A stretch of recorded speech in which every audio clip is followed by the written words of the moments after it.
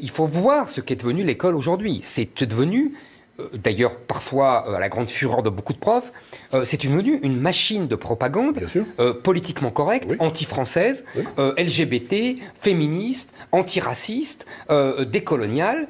Quand on apprenait l'histoire de France de façon chronologique, quand on apprenait l'histoire de l'art, de la peinture, de la musique, quand on apprenait l'histoire de la préhistoire, on a même l'histoire de l'histoire, c'est-à-dire ce qu'on appelle l'historiographie, faire l'histoire de l'écriture de l'histoire, quand on apprenait des poésies, quand on travaillait sa mémoire, son intelligence, quand on calculait de tête, qu'on faisait du calcul mental, etc., on fabriquait une culture, une intelligence. Une civilisation ne s'effondre pas parce que d'autres prennent la place parce que nous avons laissé cette place.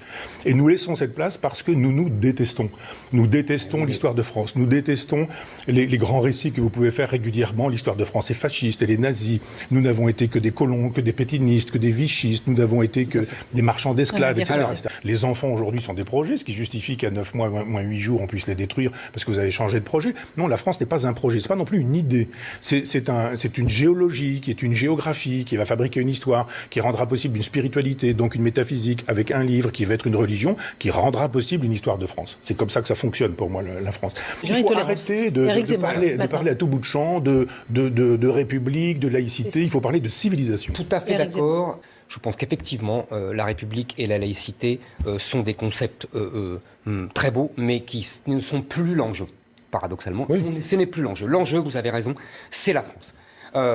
Et sa civilisation. Vous savez, le général de Gaulle disait, on assimile des individus, on n'assimile pas des peuples.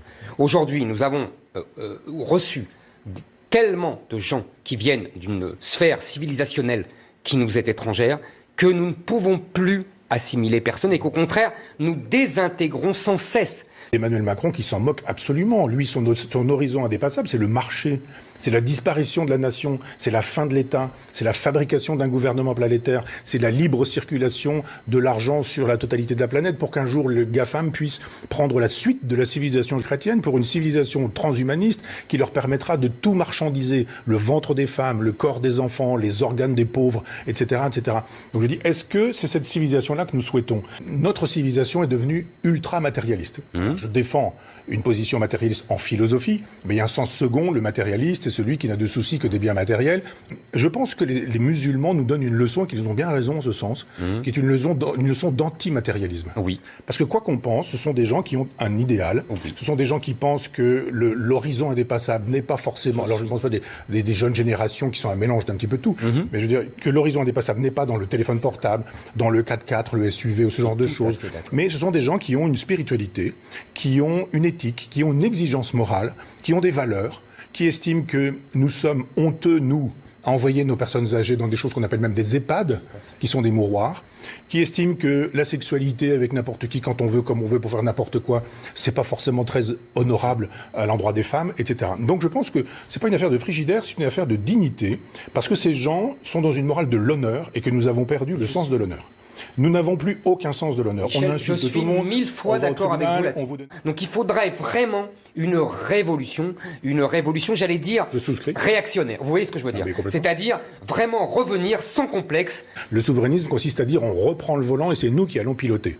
Maintenant, ça ne veut pas dire que parce que vous allez piloter, vous allez au bon endroit, vous allez avoir la bonne direction, etc. Donc le souverainisme est une méthode qui permet de dire nous devons disposer des moyens de faire une politique fiscale, politique démographique, politique justement sanitaire, enfin tout. On ne peut pas faire de politique si on n'est pas souverain par définition. Si vous n'êtes pas souverain chez vous, c'est parce qu'il y a des gens qui occupent votre maison, vous ne pouvez pas faire ce que vous voulez. C'est eux qui vont décider des heures du repas, c'est eux qui vont décider des heures de lever, de coucher, etc.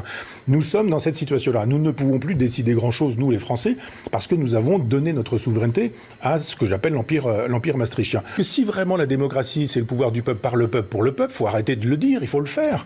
Et s'il faut le faire, il faut le faire avec des consultations. Là, actuellement, un certain nombre de consultations sont interdites. On dit, oui, mais alors, l'avortement, vous allez...